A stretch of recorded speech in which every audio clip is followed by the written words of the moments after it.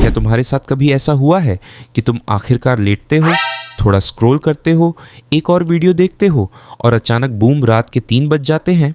फिर तुम 6 घंटे बाद उठते हो, आंखें जल रही होती हैं, दिमाग भारी होता है और तुम वही कहते हो जो हमेशा कहते हो, कल से जल्दी सोऊंगा। लेकिन वो कल कभी आता ही नहीं। फिर भी कहीं ना कहीं वो एक दोस्त, वो एक एंटरप्रेन्योर या यूट्यूब पर वो एक इंसान होता है जो कहता है मैं सिर्फ 5 घंटे सोता हूँ और मुझे कमाल लगता है।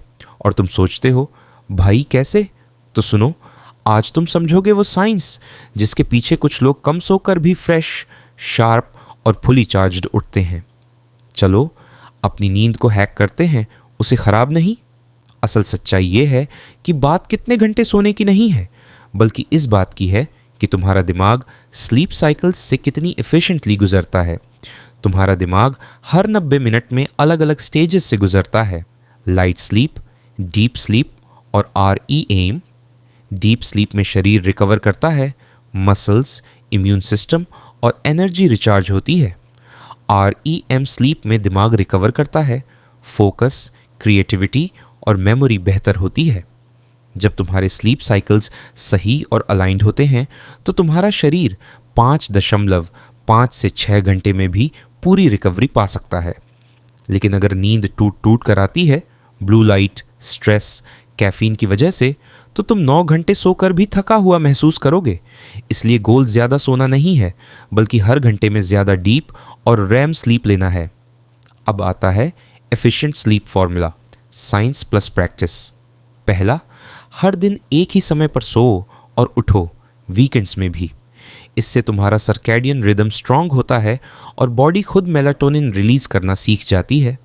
इरेगुलर टाइमिंग दिमाग को कंफ्यूज कर देती है और डीप स्लीप कम हो जाती है। दूसरा, 90 मिनट रूल फॉलो करो।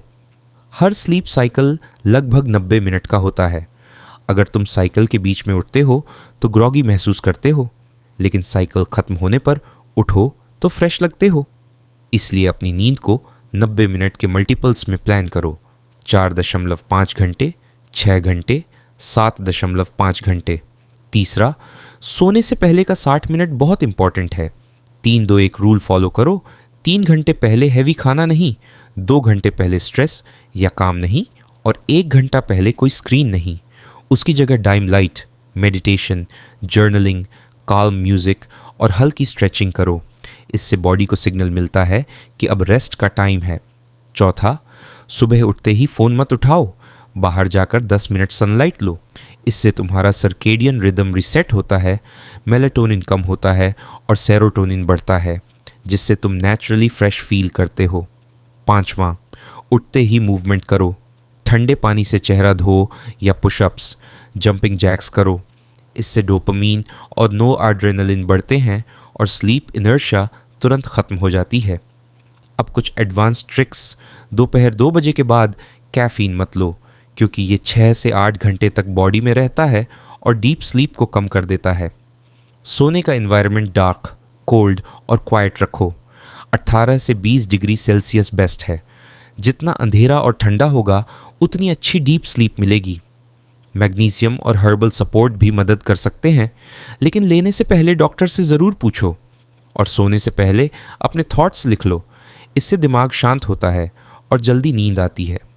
सबसे बड़ा माइंडसेट शिफ्ट, नींद कमज़ोरी नहीं है, ये एक परफॉर्मेंस टूल है। 4 घंटे सोने का दिखावा मत करो, एफिशिएंट रिकवरी सीखो।